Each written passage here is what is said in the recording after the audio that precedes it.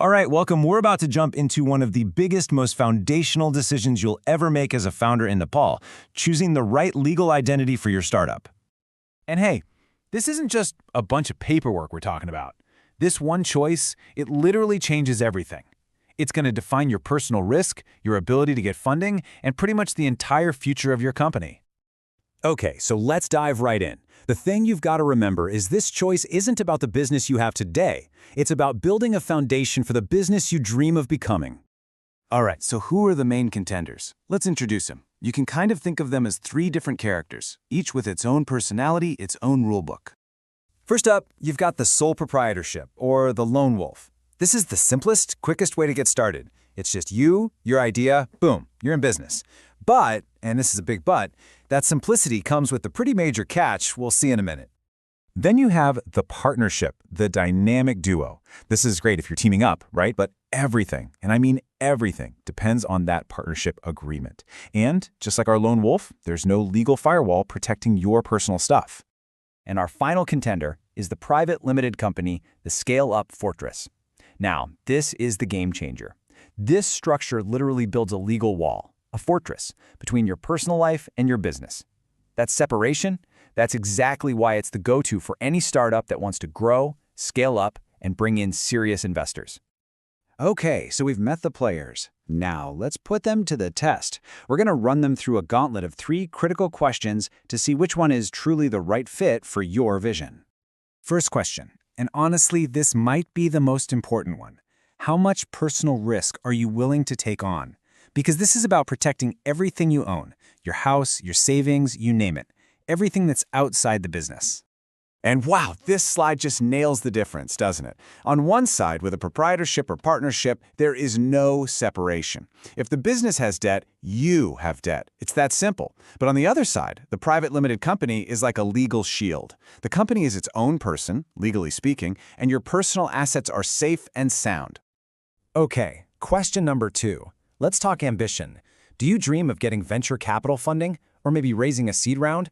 If that's even a possibility in your future, the choice you make right now is absolutely critical.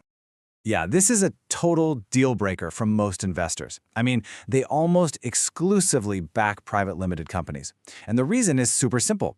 Investors don't just hand you cash, right? They're buying a piece of your company. And the only way to give them a piece is to issue shares. You just can't do that with the other structures. All right, our final question. This one is all about balancing simplicity with credibility. So, what are you looking for? Complete, unstructured freedom, or are you ready to build something with a more formal, structured approach? You know, at first glance, all this board meetings, annual filings, it might seem like a ton of extra paperwork. But here's the thing. For investors, for big partners, this formal structure is a massive green flag. It shows them you're serious. It proves you're building a real sustainable business, not just messing around with a hobby. Okay, so let's put it all together. Time for the verdict. Let's see how your answers to those 3 questions point you to a really, really clear choice. And this decision matrix just lays it all out, nice and simple. Look at this. If you said yes to needing to protect your personal assets or yes to raising money, the path leads straight to a private limited company. And hey, that last point is important too. If foreign investment is on your radar, you've got to do a check on the Foreign Investment and Technology Transfer Act, or FITA. But for most ambitious startups in Nepal, the answer's pretty clear, right? And you can see how this plays out in the real world. Think about it. A fast-growing tech startup, they need that fortress, that private limited company, to bring in VC money and protect the founders. But a freelance consultant, a solo act, a sole proprietorship is simple and low cost to start. It all comes down to this. Your legal structure has to match your ambition. So, you've weighed the options, you've asked the tough questions, and now you've made your decision. Awesome!